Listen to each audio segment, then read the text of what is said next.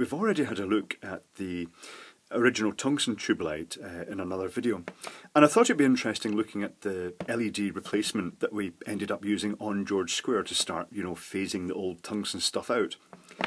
And the LED offers huge advantages in the sense that it has lower power, but it's actually more complex in its construction, and also it has certain elements that make it less reliable than the old tungsten tube light.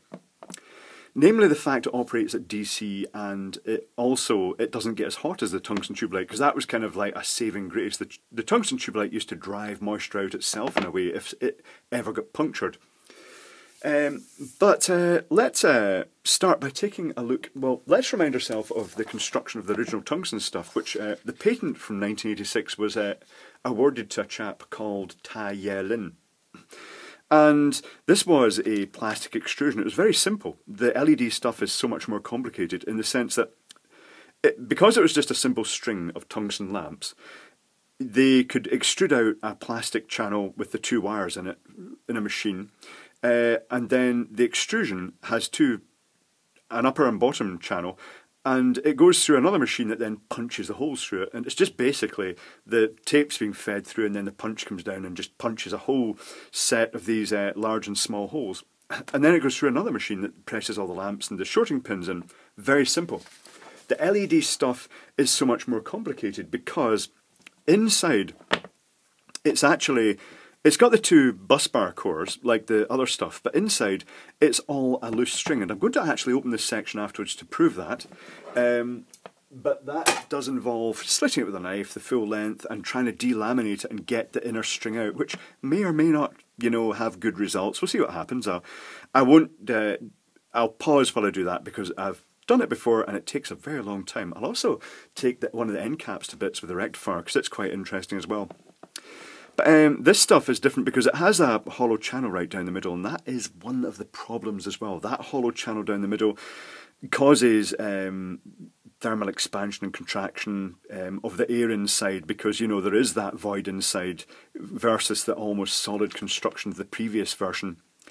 And that results in the slightest pinhole in the outer plastic can result in moisture being sucked in, and the expansion and contraction creates that vacuum and then pressure. The internal pressure changing in huge runs of this will result in that moisture ingress, and then you see it tends to propagate along the inside, and you see the condensation until it gets to the point that there are the bus bar, the ends of the tube light where it's going onto the two bus bars, and then it corrodes. It has that DC electrolytic action, and you get corrosion occurring quite rapidly, and then it fails, usually quite catastrophically. It's just the curse of LED tube light.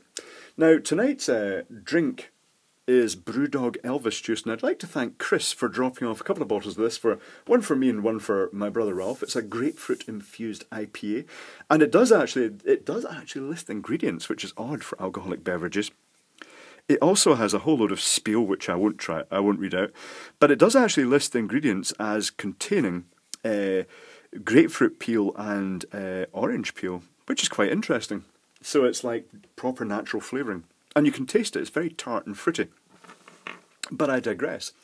We've seen the patent for the original stuff. Next exhibit is this. This is the components that are used to put this together. So I'll show you how this stuff is terminated, and then I'll show you it being terminated.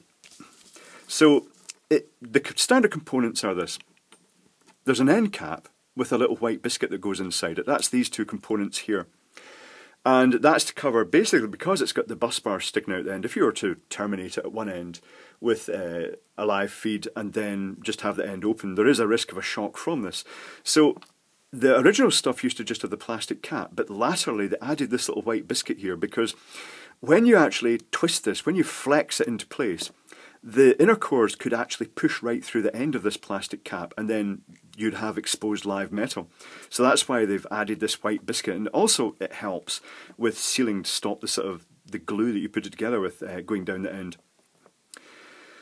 For the main connection to it, you've got these two spikes. I'll just show you the picture here because, it's bigger, ultimately. It's got the barbed spikes that go into the bus bar on the end of the cable.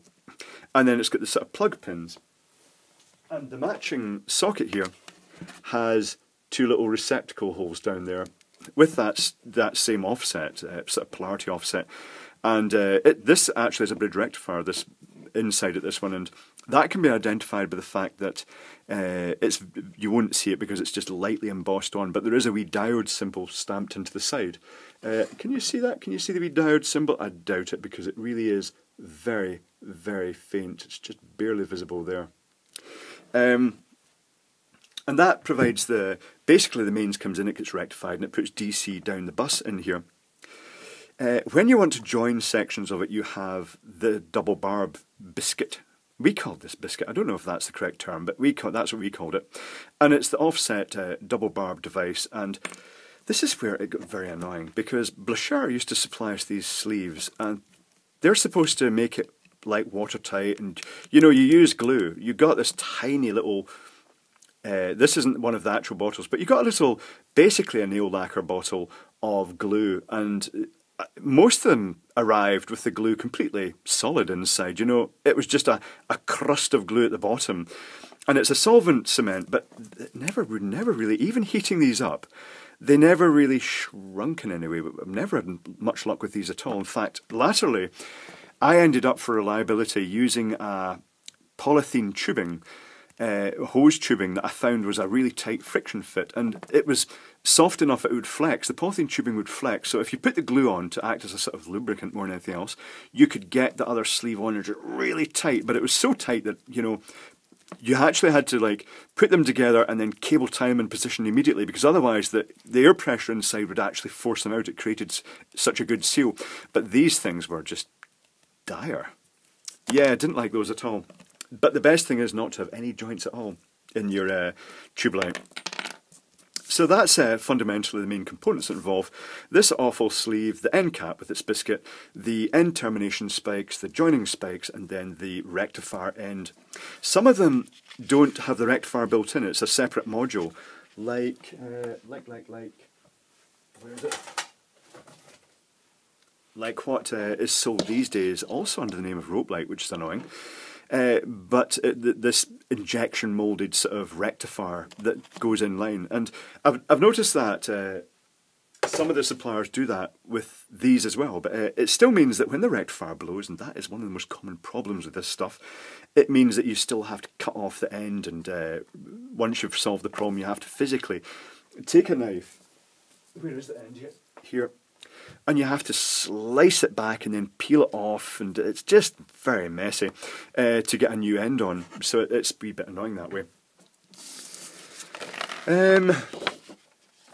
There's also huge variation. Now, can you spot the difference? Sadly, these are two sections of tube light, one very bright, one very dim. They're both from the same batch, and unfortunately this set was stuff we got. I'm not going to name the supplier. I've already named the supplier. It was Blachère. Not to worry.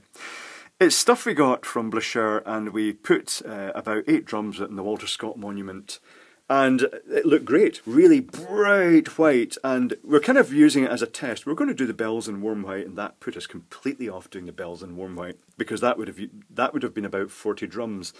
40 drums? Hold on. How many bays? 10 bays. 4 sets, that would have been 120 drums, that would have been a lot. But this is the same stuff, but after just 7 weeks of use. The LEDs really degraded, and you see this a lot with the Christmas lights. What looks nice and bright when it's first put in, you don't, unless you actually compare it next to another bit, you don't realise just how dim it's gone. But in this case it was so visibly dim, I was looking at it and thinking, surely that's not reduced in brightness. So when I took it down, I cut a meter off and terminated it and put it next to a meter that hadn't been used, the fresh one, and it was just diabolical. And to be fair, I sent this picture to Blachère and they replaced it all with new stuff. And well, we used, I think it was good stuff, the second batch. Certainly it didn't seem to fade quite as bad as that batch had, but that was a demonstration that some, you know, there's good LED and there's bad LED, and even when you use what seems like a good supplier, sometimes you get a bad batch. With reference to the glue, the sort of solvent glue, the stuff that they supplied, it was never enough. If you were doing a lot of work putting a lot of ends on, lots of short pieces, you never got enough. So I tended to use generic pipework solvent cement, and I have to say we never had any problems with this. It produced really... Initially, when I first used it, I thought, is this going to seal properly? Is it going to be compatible with the plastic? So we made some ends up, left them overnight, and then tried to take them apart the following day, and they were fused together solid, very hard to get to bits. And likewise, another way you can actually check for compatibility is to get a bit of an offcut of the tube light, say a damaged bit, and simply pop it into this. It's a child-proof cap, that's why I'm having trouble getting it off. If you've got a drum of this, you can just drop a bit of the plastic in, and if it did, you know, the following morning, if you just pull it out and it's just all melted and it's just bits of wire and lamps, then that's compatible because it is suitable for dissolving that plastic, which is how this works. Basically speaking, it melts the plastics together, and then the solvent evaporates and it leaves basically fused plastic, which is about as waterproof as you could get. In the past, we tried various other things. We tried things like adhesive lined heat shrink, but this plastic, it's a PVC, it's very waxy and sort of,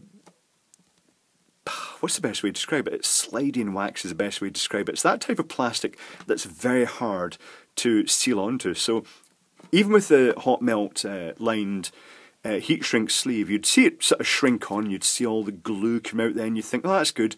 Then as it cooled down and due to the different thermal expansion contraction ratios, you'd see the sort of little air pockets appearing as it separated from the plastic again. It's very tricky to seal properly.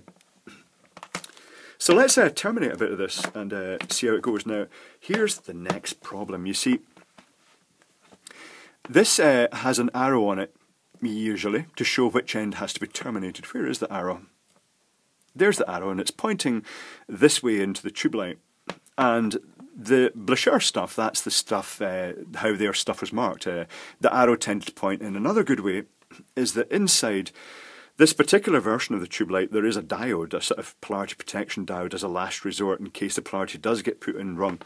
And we did have a huge incident with one entire drum of tube light. It was connected up, and the polarity was put in wrong, and it knackered a lot of the LEDs in it. It was green, which is the gallium nitride, which is more susceptible to damage from reverse polarity.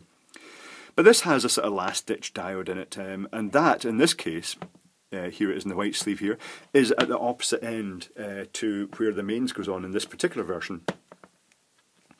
And I notice, whereas this is an arrow pointing in, the Chinese stuff that's coming in now, it seems to be all different versions. Some of them have the arrow pointing one way and some have it pointing the other way. It's all very unpredictable. And all you can really do in those circumstances, if you don't know which it is, you can do some detective work. You can look through at the LEDs inside, which is really, you know, it's quite tricky to do, and then you have to trace the wires inside. And you can see the anvil, which is usually the negative, and you can work out which end is the positive, which of these is positive and negative, and then you can check the polarity of the connector and then plug it on, and hopefully you got it right. It's not easy. But if you get a standardised stuff and the arrows, you know, if you get used to it, you'll by default know which direction it goes on. Now, as someone mentioned in the comments for the tape stuff, it helps if you're in a cold environment, if you're working in a big cold warehouse, which we used to do the George Square lights in an ice cold Balmore industrial estate, the ice cold warehouses, the plastic was really rigid, and it's going to be a lot easier on the tube light, and it's going to be a lot easier and nicer to work with if it's warm. That was no problem with the tungsten stuff. You could heat the tungsten stuff up by putting a lead on it and leaving it for a while to warm up itself. And then it was a good idea to turn the power off before putting it onto light. Much as it's nice to put it on while it's lit, it does risk any chapping of the old tungsten stuff. Used to actually damage the lamps. You used to get sections failing as a result of the vibration. The tungsten stuff wasn't good at vibration. The LED stuff you can use like a whip on the ground and it won't damage it at all. We did that, we tested it. We absolutely filleted a piece to death on the ground, and we couldn't make it go out. It was very good. However, the downside of the LED stuff, one of the many downsides, is that although it's got all these resistors along it, it's much lower power, so it doesn't get as warm. But if you plug it in and leave it for a good length of time, it does warm up enough to actually make it easier to work with. But for getting these prongs in the end, I do recommend using either a heat gun or even a humble hairdryer. And I'm going to just stick this hairdryer in here now, so there's going to be a bit of hairdryerish type noise.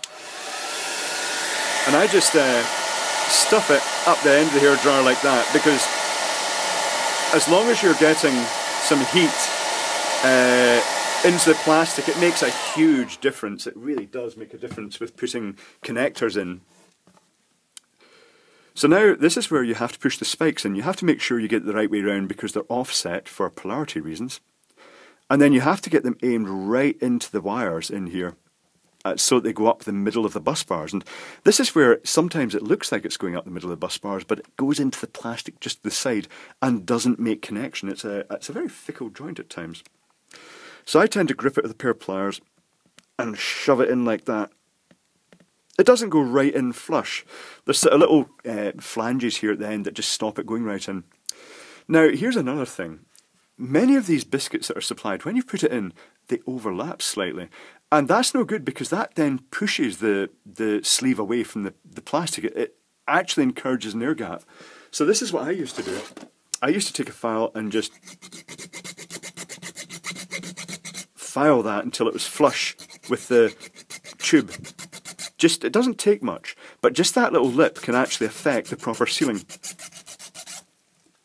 Then you get the live end with the rectifier in it, and this is where it also helps to heat this as well. So more noise, I'm afraid. And again, just shove up the end of the hairdryer.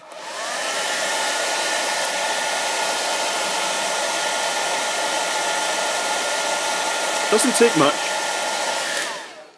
If you're doing this in the summer, then that's not a problem. But you know what? If you're as disorganised as Glasgow District Council, nothing was ever done at a sensible time of year. They'd leave it till about 2 weeks or a week before the Christmas lights switch on to suddenly make huge changes. So at this point you'd apply some glue around this, and I'd usually put some glue around the inside as well. And the glue doesn't just act as a lubricant to help it slide in, but it is the main sealing thing. And you want enough. In my experience, you want enough that it's quite hard to push at the end and then it squirts out the edge. The point it goes pop and it squirts out the edge is the point that, well, it's quite messy, but it does then completely seal. And you want to line it up, and this is where you have to try and line it up with those while it's actually got a modest amount of friction. And at this point you could plug it in, but of course, if I plugged it in right now, I'll plug it in right now, even though the end is uncovered. You plug it in, it lights up, lovely bright orange LEDs. I did like the orange version, very reliable as well. But now the bus bars are sticking out the end and they're live at full wave rectified mains voltage. You're seeing a slight shimmer because, as you know, always the Apple picks up, the iPad picks up shimmer. You'll also notice that the spacing between the LEDs isn't very consistent. It's very random in this because it is laid in manually by hand apparently. So theoretically before powering it up you really want to put a cap on. And this is where, when we were working the tube light, when we were putting it on, I'd initially put a cap on loosely, just as a safe precaution, put a big wrap of green and yellow earth tape round it as a flag to remind me it still had to be glued. But to actually put it on properly at the end, this is where it would be useful to heat it again, but you put the biscuit down the end of it, you apply the glue. I just put some into the end of that and smeared it all around the side and also onto this, and then you force it on, and it can be quite hard to get that on, but ideally the glue will then suddenly squirt out. Sometimes you'll see some going up the inside, not necessarily a great thing, but it never seemed to cause any problems. And the reason I've not glued this at the moment is because I'm going to be taking this bit to pieces. I'm going to actually be stripping this open. And that's it. You'd have your tubulite, and ideally that would then last for a very long time and do a stellar job of illuminating people's Christmases.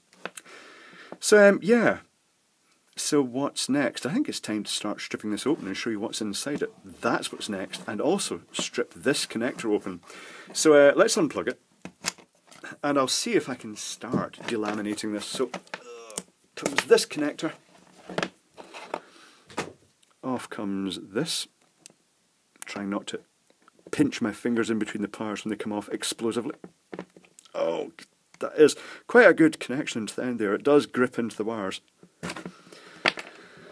So let's freak everybody out by now recklessly using a very sharp knife to cut into plastic while holding it.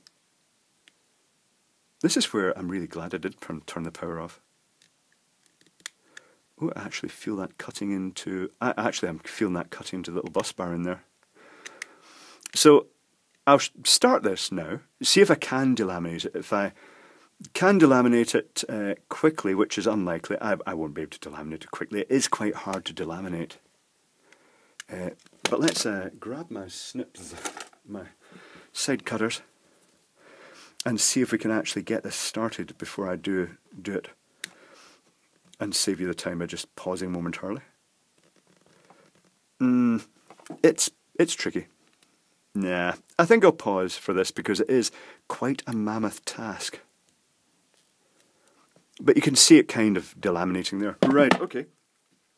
The other thing I will of course be opening is this end, so that will literally be just like taking a knife and slicing down into it like that, getting the outer sleeve off while freaking everybody out. This is what it feels like for me, by the way, when Mike of Mike's Electric Stuff is using a scalpel to do stuff like this and you're thinking, no, think of your hands.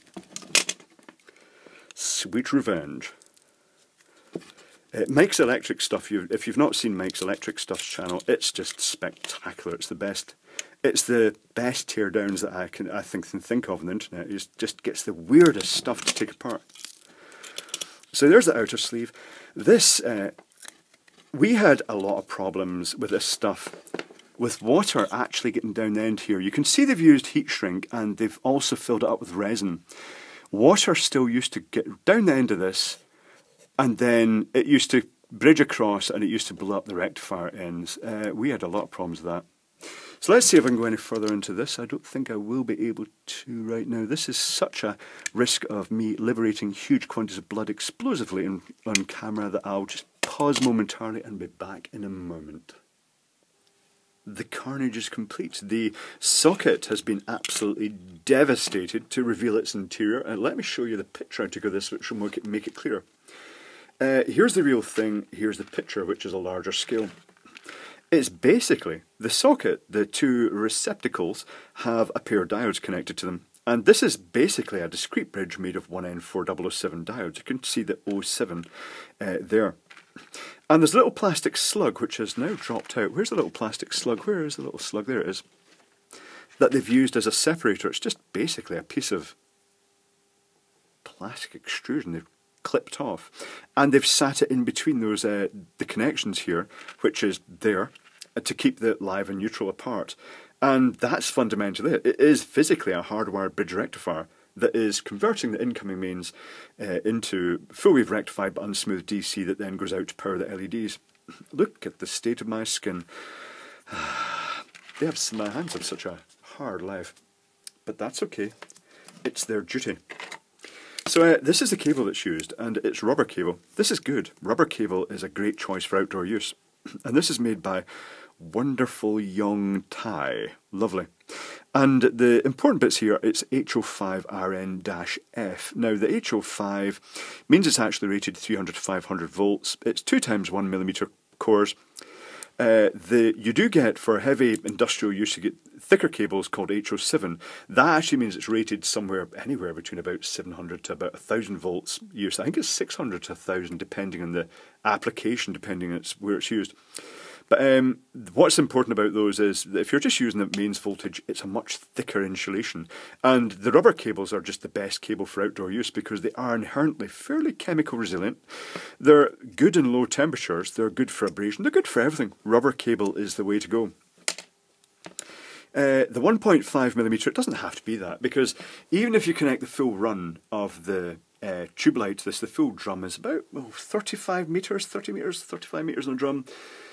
Times the roughly 4 watts per metre comes to about, oh blimey, what's that? 120 watts, have I just made a fool of myself? No, that's about right, 120 watts. It's about half an amp. So within the rating of the rectifier, so even if it was worst case, even if it was 1 amp, the cable seems excessive for that, because this cable, 1mm, will be rated for about, typically, best part of 10 amps probably. But what really matters here is that Christmas lighting is just tons and tons of sections of everything just banged onto the same circuit, willy-nilly. And they've probably chosen this 1mm cable for its electrical, physical strength, but also they know the fact that, you know, it's going to be a fairly large circuit breaker protecting this stuff. So it has to be rated for the fact that, you know, Christmas lighting is just tons and tons of stuff all into terminal block. You may already have spotted, I've put some diodes in the end of these cables to emulate what was in the socket, and I shall come on to that in a moment, because I've delaminated the other stuff, and here's the outer sheath. It did come off fairly cleanly, and here's the inner core, and you can see the little bus bar wires there, and you can also see the quite large void down the middle, the void that I hate so much because it's the bit that causes pressure differential, and it's the bit that ports moisture up the inside and causes so many problems. But the LEDs themselves are formed as a string with heat shrink, and everything arranged sort of linearly, you know, so that a cable goes in one end, but with strain leaf, yes it does. It goes up, the wire goes up, then back down onto the connection, and then this one it goes onto the connection and then comes straight out, and it's got a couple of layers of heat shrink here, plus little packers. A lot of work in making this. And likewise, the resistor has the wire soldered to each opposite end, and then the sleeving put over for strain relief and to give it sort of torsional strength. And this is, when you see the length of this, keep in mind these LEDs are normally this distance apart. You can see that it's all just folded in. It must be so laborious. Some of the majority of this is done, to the best of my knowledge, manually, certainly from this era that this stuff comes from. And it's basically a channel, the channel is held open and there's people just stuffing this stuff in all the way along this. I mean, it's much easier to take out and put in. When we get to the end, as I pull this out, there's that little protection diode, which is quite an interesting thing, not found in all of these tapes. And then the wire is actually soldered on. They've basically taken a knife and they've paired, by the look of it, or braided, they've paired through to the sort of inner core there, which I've just actually sliced into the cores themselves. Have I? No, it's not actually. It's just the sort of the pattern coming off the plastic, and then they've soldered onto that. So that must be solderable. I mean, it's pretty obvious it must be solderable because they've soldered onto it. Let's test that. Let's get some solder and try soldering onto what I've just paired, just to see what it would have been like making the stuff in the factory. So I've got the bare copper, the look of it, which is good. Yeah, it takes solder well. He said splashing solder all over the plastic as well and making lots of smoke, but yes, that did take the solder quite well. That's nice. This is old stuff, this is expensive stuff. Goodness knows, I really should get some of the modern stuff and just to see what it looks like. So here is the huge string of LEDs, it's massive. So what I'm going to do right now is I'm going to get both ends of this and I'm going to work out which is positive and which is negative. The first wire is coming down, it's going onto the short terminal, which means that that is the positive. So let's solder that onto that bridge rectifier. Yes, this is shady. It's bear style. This is how bears do it. We don't care. I mean, it's Christmas lights. What could possibly go wrong? Happy, fun stuff. So let's solder the positive onto there, making sure I keep it in shot for your entertainment. And we'll get the other end, which I presume is negative, even though it's quite hard to see. Let's see, it's going up and onto the negative. Yes, it is. So let's twist that and put some solder on it.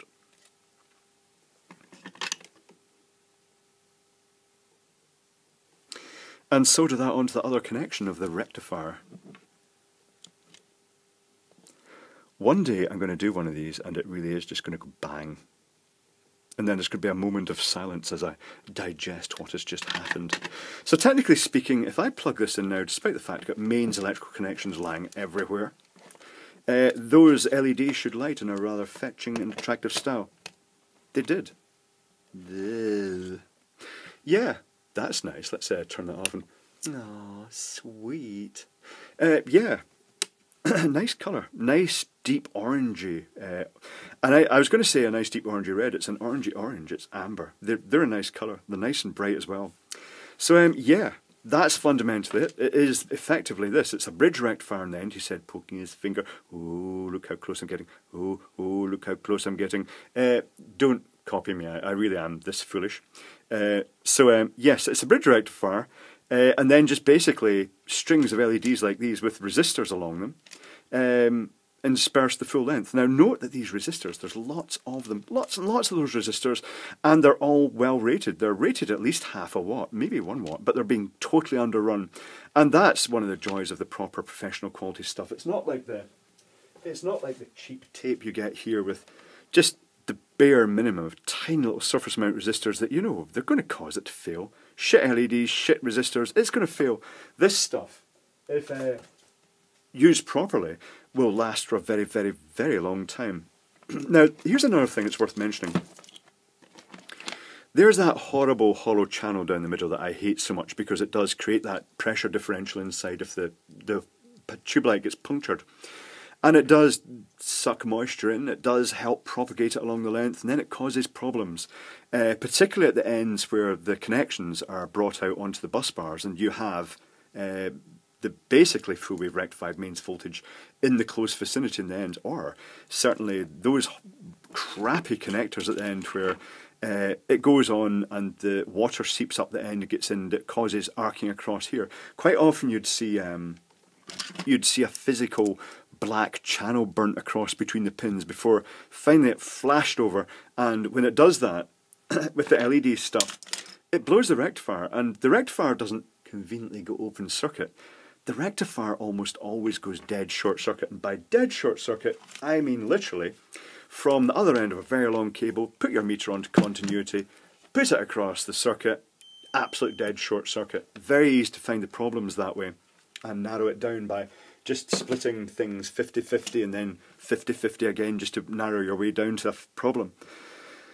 Now, where was I going with that? Yes, the rectifiers, they do fail absolutely dead short circuit, and it's more of an issue if you use huge runs of this and it's getting a lot of abrasion. If you keep it down to short runs, maybe 5 meters, 10 meters, it's not so bad. It's when you're using pretty much whole drums, and especially if you do joints. Some people, they do a joint from one colour to another. I prefer to just run a complete new cable per colour and just keep it in as many different sections as possible. That seems to reduce all the problems. That and tons of proper gluing. If you do it properly, it makes it reliable. So that's what's inside LED tube light or rope light.